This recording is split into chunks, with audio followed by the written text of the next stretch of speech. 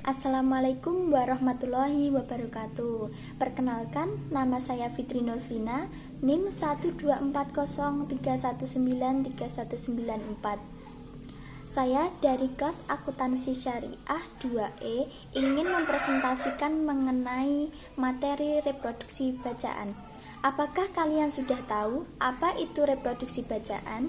Reproduksi bacaan ialah kemampuan mengolah sumber bacaan dan menyajikannya dalam bentuk tulisan yang berbeda dari tulisan aslinya. Kegiatan mereproduksi bacaan sendiri ada 8 macam. Yang pertama, menyusun ringkasan, ikhtisar, resensi, rangkuman, sintesis, abstrak, simpulan, dan juga sinopsis. Oke. Saya akan membahas yang pertama dulu, yaitu menyusun ringkasan. Ringkasan merupakan penyajian tulisan yang panjang menjadi lebih ringkas dan padat. Cara meringkas suatu bacaan itu sendiri ada 4 caranya.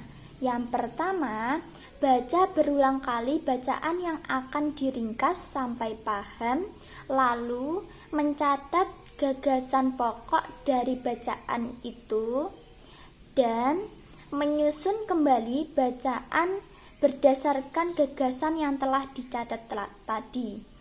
Yang keempat, tetap memperhatikan susunan gagasan dari penulis asli. Yang kedua, yaitu ikhtisar. Ikhtisar merupakan kegiatan penyusunan intisari bacaan tanpa mempertahankan gagasan asli dari penulis. Ciri-ciri ikhtisar ada 4, yaitu 1. Mengambil inti dari sebuah karangan. 2. Dengan bebas dapat menggabungkan kata-kata namun tetap memperhatikan inti dari penulis asli. Yang ketiga, tidak perlu mempertahankan urutan gagasan penulis. Yang keempat, menghasilkan tulisan baru yang akan ditulis ulang. Yang ketiga, yaitu resensi. Resensi adalah tulisan yang memuat tentang ulasan tentang sebuah bacaan dengan fungsi untuk menilai kualitas suatu bacaan agar pembaca dapat memperoleh gambaran sebelum membeli buku tersebut. Yang keempat, yaitu rangkuman.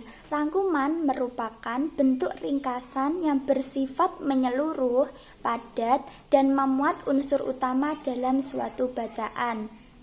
Hal-hal yang harus diperhatikan dalam merangkum yaitu 1. Tentukan gagasan pokok. Sebelum merangkum, tentunya kita harus menentukan gagasan pokok suatu bacaan tersebut.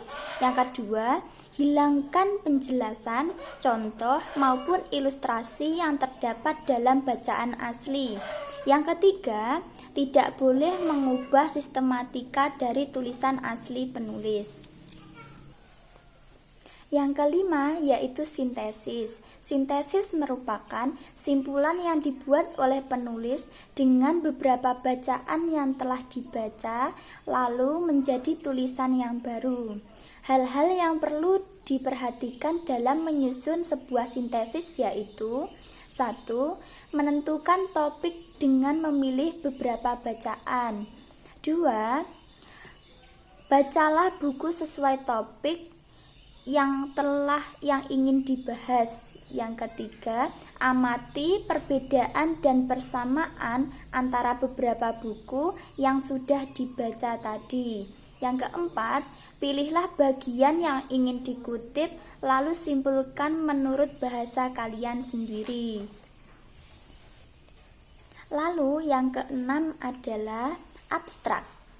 Abstrak merupakan ringkasan isi dari tulisan ilmiah dengan bentuk yang singkat dan padat.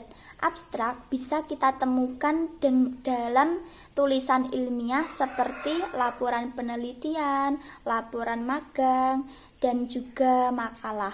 Abstrak berisi tentang latar belakang dan tujuan penelitian, tinjauan, bahan dan metode penelitian, hasil dan pembahasan, lalu simpulan dan saran. Yang ketujuh yaitu simpulan. Simpulan merupakan bentuk ringkasan yang memuat gagasan utama dengan memberikan penekanan sekaligus penyelesaian dari masalah yang diungkapkan. Yang terakhir adalah sinopsis. Sinopsis adalah ringkasan pendek dalam suatu cerita. Biasanya sinopsis terdapat di dalam belakang dari sebuah buku.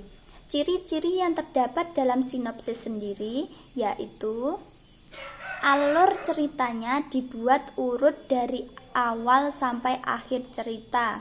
Yang kedua, alur sinopsis harus sama dengan alur cerita yang asli. Yang ketiga, bahasa yang digunakan dalam sinopsis sebaiknya adalah bahasa persuasif. Yang keempat, menampilkan konflik secara detail, ringkas, dan menarik. Yang terakhir, tentunya sinopsis harus dibuat dengan menarik oleh pembaca. Itulah yang dapat saya sampaikan mengenai penjelasan reproduksi bacaan. Apabila ada kurangnya, saya minta maaf. Assalamualaikum warahmatullahi wabarakatuh.